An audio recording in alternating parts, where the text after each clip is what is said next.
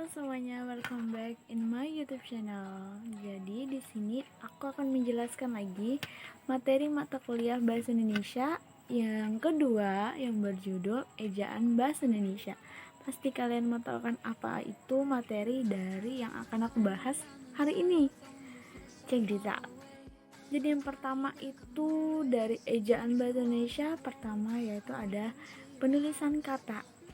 Nah, secara ortografis ada 4 macam kata yang harus diperhatikan penulisannya, yaitu kata dasar, kata berimbuhan, kata ulang, kata gabung atau gabungan kata. Nah, yang pertama ada gabungan kata dasar. Kata dasar sendiri yaitu kata yang belum diberi imbuhan atau belum mengalami proses morfologi lainnya, ditulis sebagai satu kesatuan terlepas dari kesatuan lainnya. Contohnya kita semua anak Indonesia. Lalu yang kedua, ada penulisan kata berimbuhan. Kata berimbuhan yaitu kata yang dibentuk dari kata dasar atau bentuk dasar dengan imbuhan awalan, sisipan, dan akhiran. Ditulis dengan aturan sebagai berikut. Imbuhan yaitu awalan, sisipan, dan juga akhiran. Ditulis serangkai dengan kata dasarnya sebagai satu kesatuan dengan contoh membangun. Lalu yang ketiga ada penulisan kata gabung. Kata gabung sendiri atau gabungan kata mempunyai arti adalah bentuk yang terdiri dari dua buah kata atau lebih.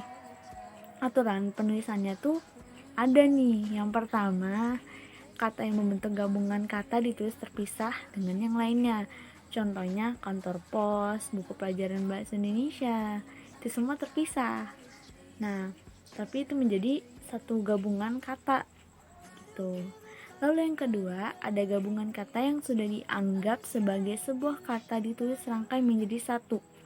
Contohnya ada apabila. Apabila itu kan dari apa dan bila, tapi itu digabung menjadi satu jadi apabila.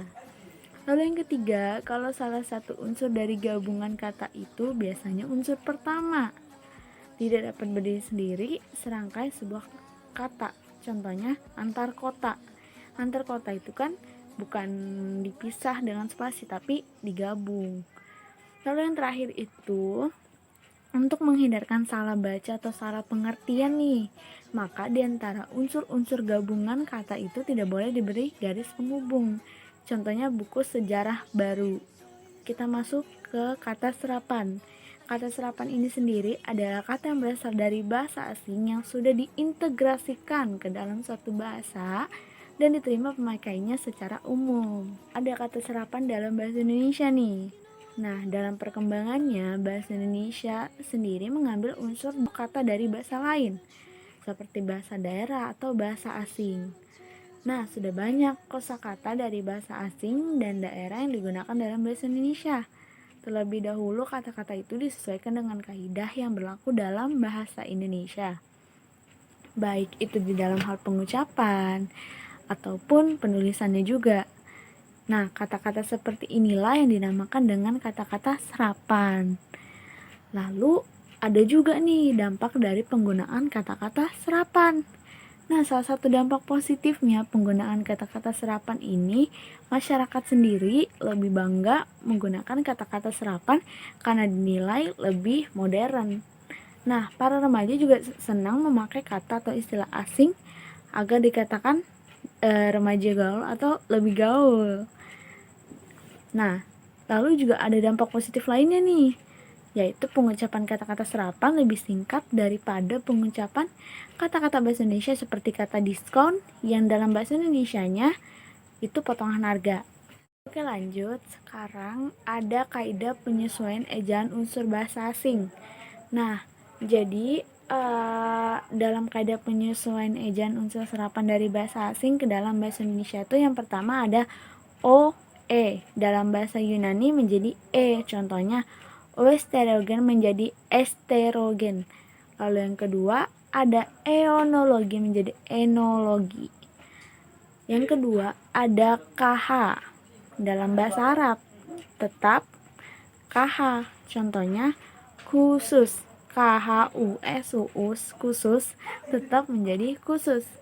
Akhir tetap menjadi akhir. Lalu yang ketiga ada oo. yang dari bahasa Inggris nih menjadi UU. Contohnya karton menjadi kartun, dan prof yang O-nya 2 menjadi proof.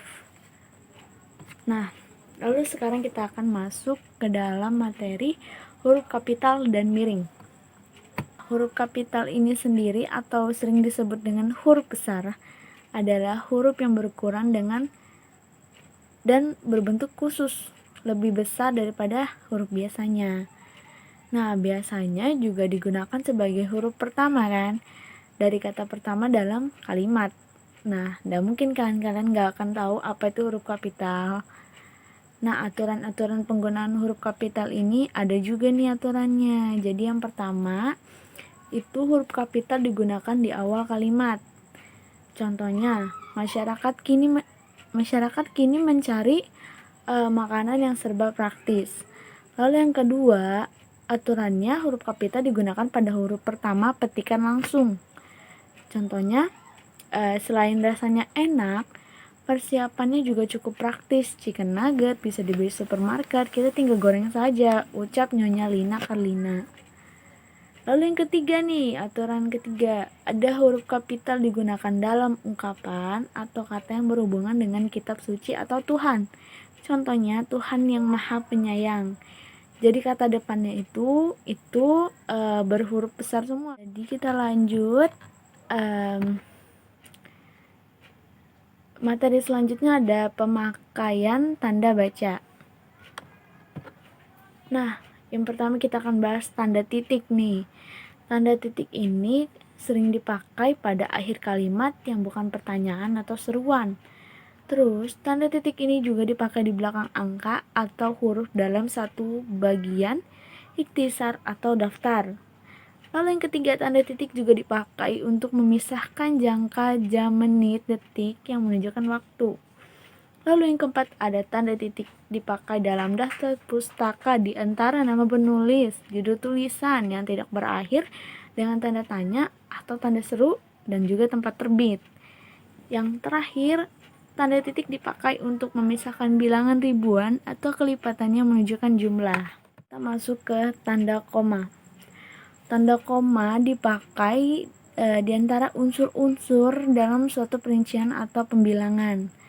Tanda koma dipakai untuk memisahkan kalimat setara yang satu dari kalimat setara berikutnya, yang didahului dengan kata seperti, melainkan, sedangkan, dan juga kecuali.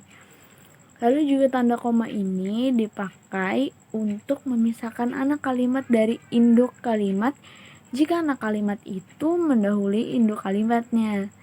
Lalu yang keempat, ada tanda koma dipakai di belakang kata atau ungkapan penghubung antar kalimat yang terdapat pada awal kalimat, seperti oleh karena itu, jadi, dengan demikian, sehubungan dengan itu, dan juga meskipun begitu.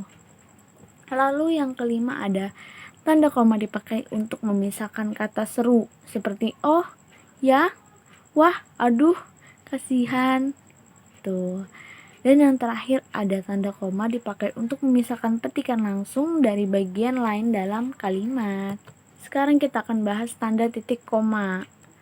Kalau tadi kan koma, sekarang kita akan bahas tanda titik dan koma. Tanda titik koma ini dipakai sebagai pengganti kata penghubung untuk memisahkan kalimat yang setara di kalimat majemuk setara. Nah, tanda titik koma ini digunakan untuk mengakhiri pernyataan perincian dalam kalimat yang berupa frasa atau kelompok kata. Nah, dalam hubungan itu, sebelum perincian terakhir tidak perlu digunakan kata, dan misalnya syarat-syarat penerimaan pegawai negeri sipil di lembaga ini. Yang pertama, berkewarganegaraan Indonesia, itu setelahnya beripakan tanda titik koma. Baru yang kedua, ada berijazah sarjana S1 sekurang-kurangnya, tanda titik koma lagi. Berbadan sehat, titik koma. Lalu yang keempat, bersedia ditempatkan di seluruh wilayah negara Kesatuan Republik Indonesia. Nah, tanda titik koma digunakan untuk memisahkan dua kalimat setara atau lebih apabila unsur-unsur setiap bagian itu dipisah oleh tanda baca atau kata penghubung. Nah, Sekarang kita akan bahas tanda titik dua nih. Tanda titik dua dipakai pada akhir suatu pernyataan lengkap yang diikuti rangkaian atau pemberian. Nah, tanda titik dua ini juga dipakai di antara jilid atau nomor halaman, baru bab dan ayat dalam kitab suci, judul dan anak suatu karangan, serta ada juga nama kota dan penerbit buku acuan dalam karangan. Jadi kesimpulan dalam materi kali ini yaitu bahasa merupakan jantung dari kehidupan ini, karena tanpa bahasa kita tidak akan bisa berinteraksi sama orang lain. Maka dari itu kita sebagai warga negara Indonesia harus bisa menjaga keaslian berbahasa Indonesia yang baik dan juga benar, karena dipandangnya suatu bangsa itu tidak dari bagaimana kita menggunakan bahasa yang dapat dipahami atau mudah dimengerti oleh bangsa lain. Sekian dari saya, Agustus Piasti. Semoga kalian bisa paham dengan materi yang saya jelaskan di hari ini. Bye bye. Thank you.